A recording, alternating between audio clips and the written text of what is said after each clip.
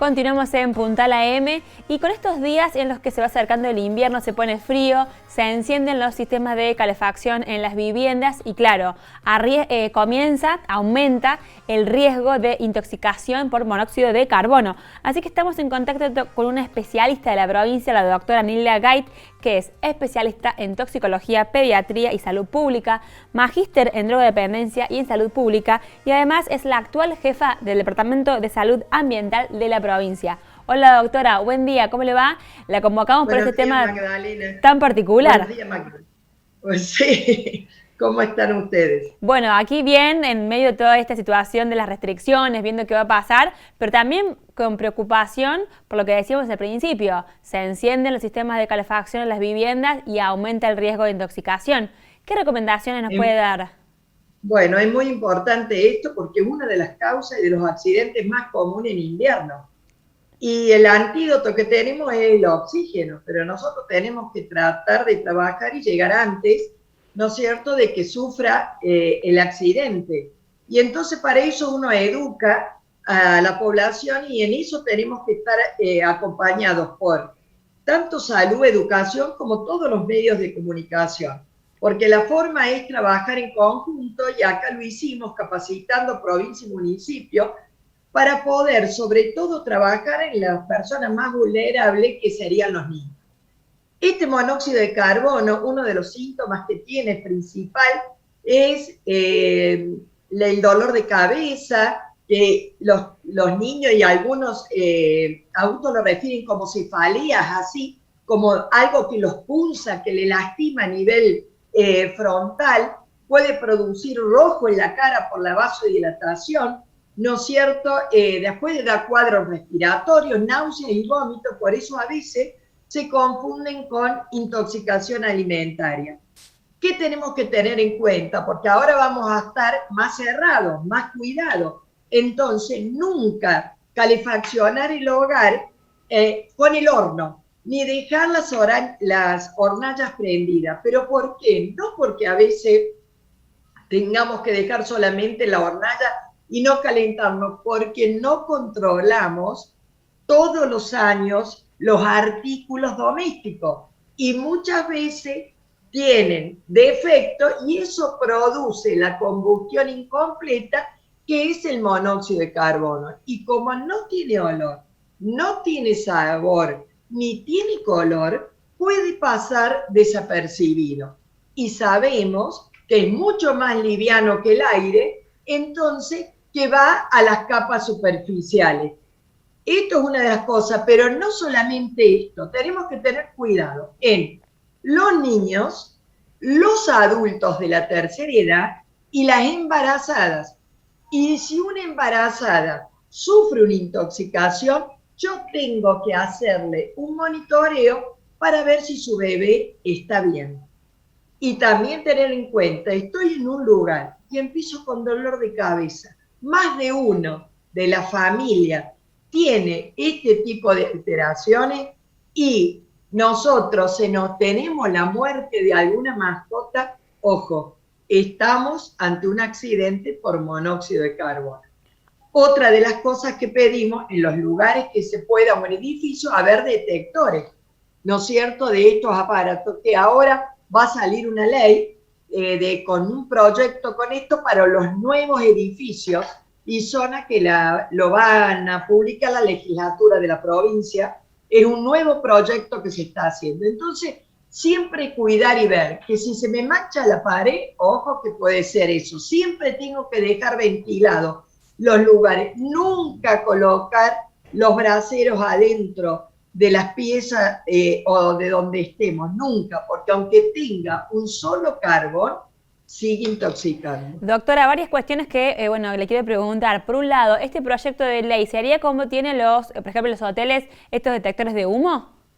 Digamos, en todos los edificios es un proyecto de ley que está a cargo del doctor Oscar González, así que ustedes, para darle más detalles, se pueden comunicar con él. Perfecto. Y usted recién hablaba, sobre todo al principio, del peligro de dejar las hornallas prendidas. Ahora, ¿qué pasa con los calefactores? ¿Qué pasa con las salamandras, digamos, con otros artefactos que podemos usar para calefaccionar? Perfecto. Todas no solamente los braseros, las hornallas de la cocina, todos estos elementos, si no tienen el control de un gasista matriculado, no es yo porque entiendo un poquito voy a hacer una conexión, no, tiene que ser un gasista matriculado, puede producir estas intoxicaciones, como también hemos tenido casos de estos productos que se colocan cuando, a ver, los centros eléctricos, ahora no me va a salir el nombre, un tipo mechero, una cuestión así. Sí, no, también y los productos que se usan cuando se cortan la luz, los que a veces los dejamos Los en sol de lugares noche, cerrados. una cosa así. Eso y todo esto también pueden producir, ¿no es cierto?, una intoxicación severa. O sea que los usamos, pero abrimos la ventana o calefaccionamos y de noche nos tapamos simplemente con frazada. No dejamos toda la noche funcionando. No, pero a ver, todos aquellos que no lo hemos controlado cada 6 o un año, nos pueden producir alteraciones. Entonces, nunca dejarlo, como el baño, en el baño nunca puede estar el calefón en el baño. El calefón debe estar afuera, porque si funciona mal, es una de las causas, ahora las tenemos acá, más importante para producir intoxicación. Cuando el calefón está dentro del baño, no nos damos cuenta si no funciona bien. Entonces, si yo tengo la metodología de controlar todos los aparatos, por lo menos de 6 meses a un año, voy a estar tranquilo. Pero así estén controlados, tengo que dejar una vía de ventilación para que no se consuma el oxígeno. Los bomberos a veces hablan de, así, no lo digo como recomendación, pero pienso en esto de mirar la llama y ver que la llama siempre tiene que ser controlada, que siempre sea de color azul, y que si vemos que si está de color más rojo ya también hay un problema, digamos, como una cuestión rápida Sí, para detectar. Está perfecto, pero a veces la llama que tenemos es azul y un poquito naranja, pero lo que me va a dar la seguridad es el control anual, ¿no es cierto?, con el gasista matriculado. Los grandes incendios también producen intoxicación con monóxido, y si a esto se le suman plástico, podemos tener otros tóxicos más en circulación. Doctora, otra cuestión que tiene que ver también, por ejemplo, recién decíamos, cómo cuidarnos, cómo prevenir. ¿Ya han llegado casos a los hospitales públicos de la provincia, digamos, ya a esta altura del año, con personas o niños o adultos intoxicados? ¿Ya se comenzó a ver? Claro que sí, ya se han recibido casos de intoxicación. Por suerte no han sido muy graves, han sido moderados, pero los tenemos. A ver, no olvidemos que las personas, como nos estamos cuidando, estamos dentro del hogar, entonces es más factible que pase esto. Y muchas veces no se entiende esto de no calefaccionar la casa con las hornallas, con los hornos, con los braseros. Por eso es muy importante la educación y la difusión. Perfecto. Y otra cuestión, doctora, muchas veces también llegamos tarde, cronicamos noticias en que las personas, o sea, la vivienda se prendió fuego y las personas murieron encerradas. ¿Una persona se puede morir por intoxicación con monóxido de carbono? Sí se puede morir, y se da cuando tiene el nivel de carboxihemoglobina, que es lo que se forma a través de la hemoglobina y el oxígeno que se une, y no puede llevar al organismo el oxígeno que necesita. Entonces sí se puede morir. ¿Y dónde se puede morir? Se puede morir quieto, donde está, porque como actúa sobre los ácidos lácteos y todo, puede producir la parálisis y se puede morir en el mismo lugar. Nosotros con un compañero médico hace muchos años, él había traído a su sobrina para ser operada, se fue a bañar, la nena sale del baño, se cae, y después él intenta, cuando sienta el ruido, de hacerle respiración y las maniobras, ¿no es cierto?, de reanimación, y muere junto a su sobrina. ¿Por qué? Porque se paralizó, y en vez de lo primero era abrir ventanas y puertas, él atinó a hacerle la reanimación.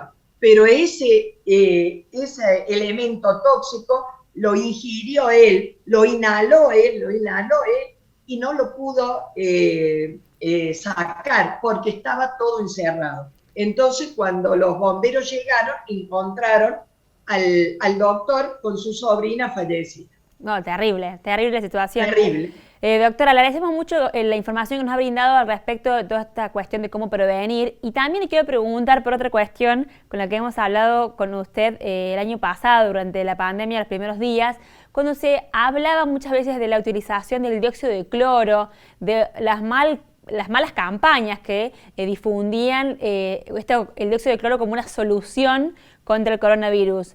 ¿Se sigue consumiendo? ¿Han llegado casos, no consultas, sino más bien personas que hayan consumido este dióxido de cloro? ¿Qué pasó? ¿Ya quedó olvidado el tema, por decirlo de alguna manera?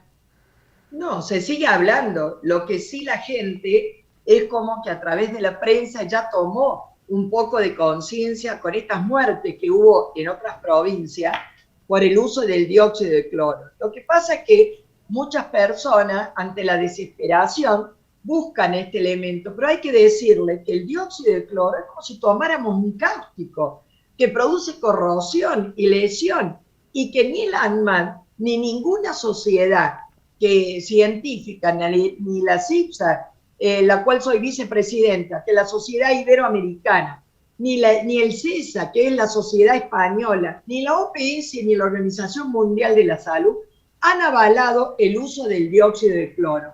Sí lo pueden usar en la industria, pero en elementos inertes, pero no en el ser humano, ya que no actúa sobre el virus. Entonces, no olvidarnos que lo único que tenemos para contrarrestar esto es cuidarnos, el barbijo, las medidas de higiene permanente y el aislamiento social. Es muy importante respetar estas medidas para que los médicos y todo el equipo de salud puedan poder seguir salvando vidas.